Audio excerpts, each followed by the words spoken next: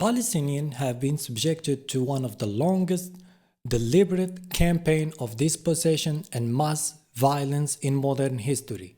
And no, it didn't start in October 2023, and it didn't even start in 1948.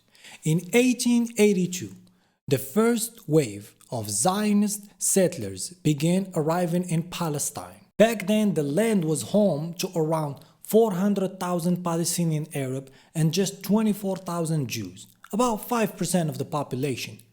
But the waves kept coming. By 1914, Jews made up roughly 12% of the population.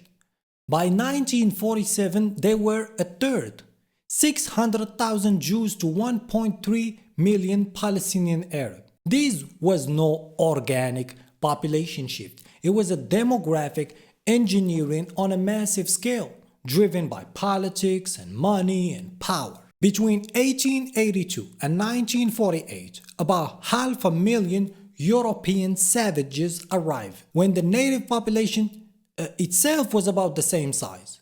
This wasn't accidental. In 1917, the British government issued the Balfour Declaration, openly committing to a national home for the Jewish people, the green light for colonization, backed by laws, land purchases, military force, and the dispossession of the people already there. To grasp the scale, imagine this. The UK today has about roughly 11 million immigrants. 16% of the population seems like a big number. Now imagine Britain in 1964 with 55 million people, and then another 55 million immigrants arrive in just 60 years. Not to integrate, but to take over cities, ports, farmland, and entire industries.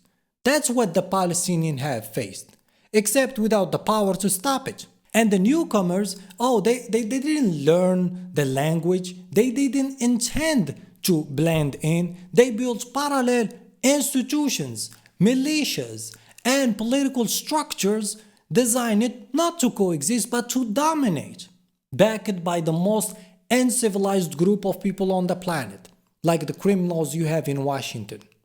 They gained military, diplomatic, and financial advantage Palestinians could never match. And all the while, Palestinians were told they didn't exist, that their land was empty, that their national identity was made up. This wasn't just rhetoric. This was a law, a policy, and military doctrine, and it still operates that way. So picture this. Imagine in the UK, one day, armed groups arrive with foreign backing.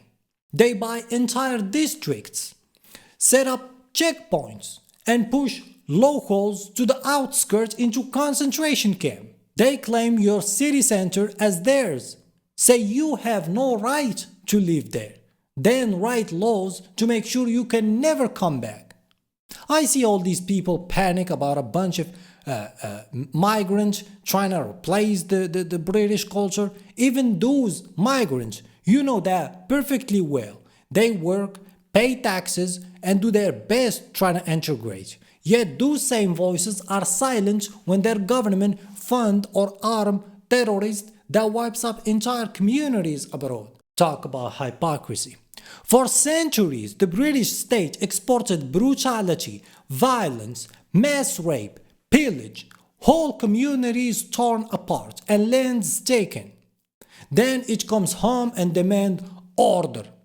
Lectures others about fairness, even though it has invaded 171 countries. Oh, you got no right to lecture anyone, and you definitely the last people to talk about morality.